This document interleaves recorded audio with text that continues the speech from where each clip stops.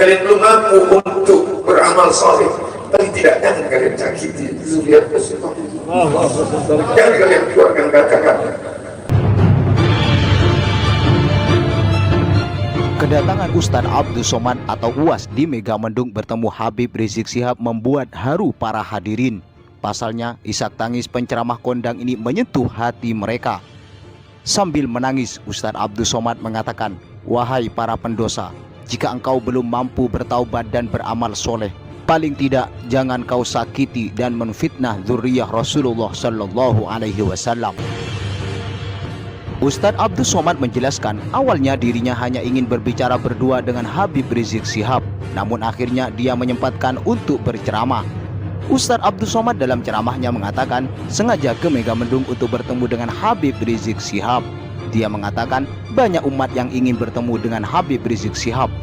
UAS pun bercerita, ia berangkat setelah sholat subuh dari airport, naik pesawat, naik mobil, setelah naik mobil macet, saya mesti turun naik sepeda motor, kata Ustadz Abdus Somad. Setelah naik sepeda motor tidak bergerak, saya jalan kaki hanya sampai kemari. Sambil menangis, dalam ceramahnya Ustadz Abdus Somad mengatakan, "Wahai para pendosa, jika engkau belum mampu bertaubat dan beramal soleh, paling tidak jangan kau sakiti dan menfitnah dzurriyyah Rasulullah Sallallahu Alaihi Wasallam."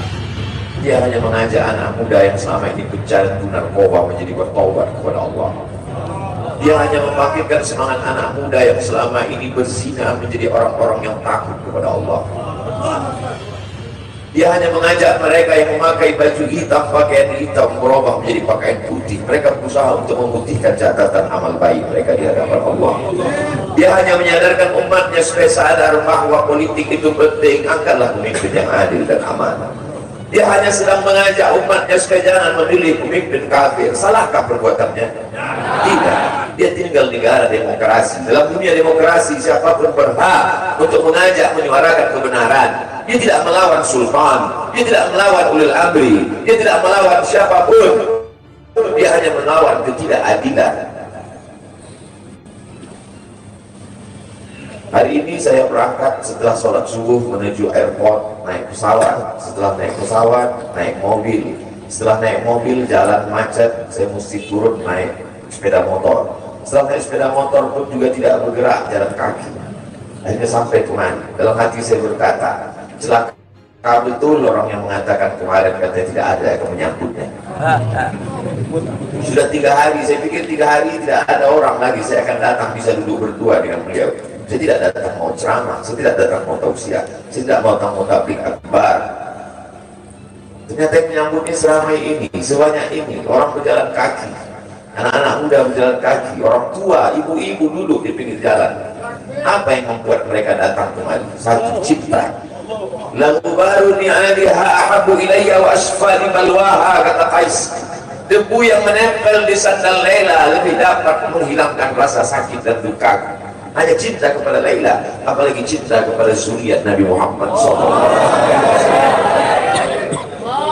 Andai engkau orang alim, andai engkau hafal kitab, andai engkau mengerti kitab kuning, banyak ilmu, tapi ada kebencianmu kepada ahli bait Rasulullah SAW, hilang keberkahan ilmu. Andai engkau punya derajat seperti seorang wali, andai engkau diangkat Allah sebagai wali, maka jatuh derajat kewalianmu hanya karena kebencianmu kepada ahli bait. Apa kata Kiai Haji Maimun Zubair? Ahli bait itu seperti Quran yang lapuk. Andai ada ahli bait itu yang nakal, yang jahat sekalipun, dia tetaplah seperti Quran yang lapuk. Quran yang buruk, andai titiknya sudah tidak ada lagi, tak akan mungkin kau akan buang. Kau tetap juga akan jaga dia, kau akan cium dia. Kenapa? La yamassuhu illal mutahharun. Allah yang mensucikan.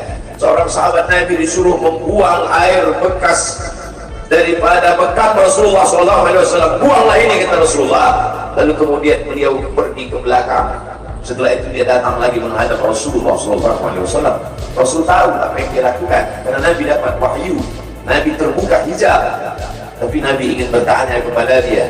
Bukan Nabi tidak tahu, Nabi tahu, diberikan Allah pemberitahuan. Nabi ingin memberitahu siapa yang tidak tahu. Kemana darah bekam tadi kau buat, kata Nabi. Ku minum ya Rasulullah. Kenapa engkau minum? Karena aku tahu bahwa darah yang mengalir dalam diriku membuat aku haram tersentuh api neraka. Mengalir darah itu dari dia kepada Sayyidatuna Fatimah, dari Fatimah kepada Sayyidina Al-Hasan, dari Sayyidina Al-Hasan ada juga kepada Sayyidina Al-Husain, dari Sayyidina Al-Husain kepada Sayyidina Ali Zainal Abidin, dari Zainal Abidin kepada Sayyidina Muhammad Al-Baqir, dari Sayyidina Muhammad Al-Baqir mengalir darah itu kepada Sayyidina Ja'far Sadiq, dari Ja'far Sadiq mengalir kepada Sayyidina Ali Al-Uraidi, dari Ali Al-Uraidi mengalir darah itu kepada Sayyidina Muhammad An-Naqib, dari Muhammad An-Naqib mengalir darah itu kepada Sayyidina Isa sampai kepada Sayyidina Ahmad bin Isa Al-Muhajir. Lalu kemudian darah itu mengalir kepada Imam As-Sakaf, Al-Idrus, Al-Haddad, Al-Attas, dan salah satunya adalah bin Syihab, dan salah satu dari zuriat bin Syihab itu adalah Sayyidi Al-Imam Al-Akbar Al-Habib Muhammad dari sini. Kalau mau hidup tenang, dia sudah tenang dengan anak menantunya, dengan cucunya, dengan ilmunya. Beliau meraih gelar LC dari Universitas Imam Muhammad Ibn Saud. Dia cukup dengan majlis-majlis maulidnya, cukup. Mengapa dia berusaha payah? Mengapa dia mesti kena fitnah? Dia hanya mengikut darah Sayyidina Al-Husain. Kalau mengikut Sayyidina Al-Hasan lembut, mengikut Sayyidina Al-Hasan lembut sentuhannya. Maka para ahli bait ini mengikut dua aliran, Sayyidina Al-Hasan dan Sayyidina Al-Husain. Kedua-duanya saya cintai. Habaib yang mengikut Sayyidina Al-Hasan, saya datang, saya cium tangan mereka, saya bersilaturahim, lembut gaya mereka. Tapi mereka semua mengajak untuk mencintai Sayyidina wa Maulana Muhammad sallallahu alaihi wasallam. Tapi ada yang seperti Sayyidina Al-Husain menggelegar suaranya, dia huluskan pedangnya untuk musuh-musuh Allah. Keduanya adalah sama-sama diridhai Allah. Innal Hasan wal Husain sayyida syababi ahli jannah. Yang mencintai Sayyidina Al-Hasan, mencintai Sayyidina Al-Husain, yang mencintai zuriat mereka, keturunan mereka, maka dengan cinta itu bekal kita menghadap Rasulullah SAW.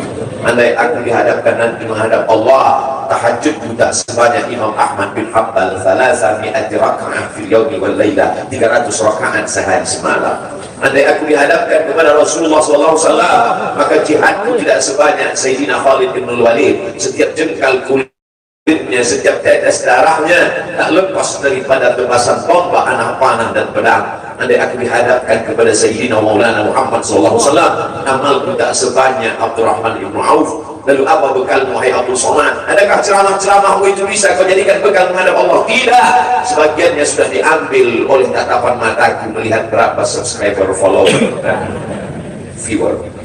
Abdul Somad mungkin habis amalnya sudah ria. Satu-satunya yang akan dijadikan bekal menghadap Rasulullah hanyalah aku pernah mencintai keturunan Rasulullah. Aku pernah mencintai Rasulullah.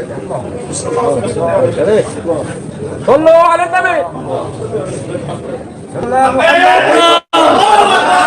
Wahai para pelaku pembuat dosa, wahai para pezina, wahai para peminum khamar yang belum bertaubat, kalau kalian belum sanggup untuk berbuat baik, kalau kalian belum mampu untuk beramal saleh, paling tidak jangan kalian sakiti zuriat Rasulullah.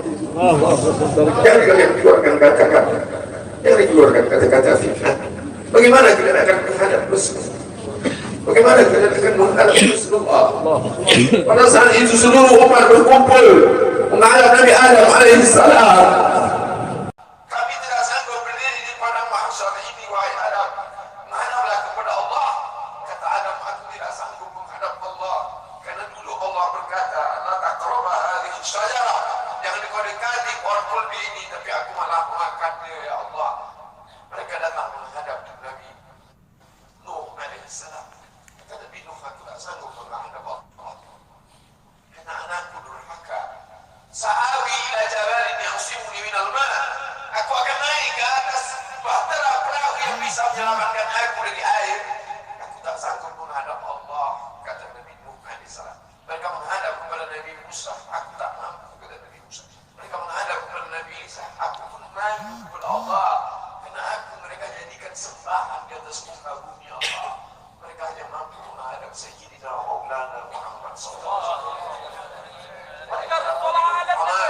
Wahai para pezina, wahai para pelaku dosa, kalau kalian belum mampu beramal soleh, belum mampu bertobat, paling tidak jangan kalian zina zuriat Rasulullah SAW.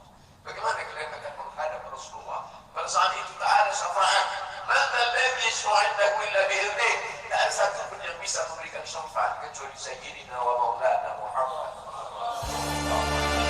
Selamat datang kami ucapkan, wahai pejuang anti kezaliman, pahlawan pembela kebenaran, Habib Rizik Syihab yang kami rindukan.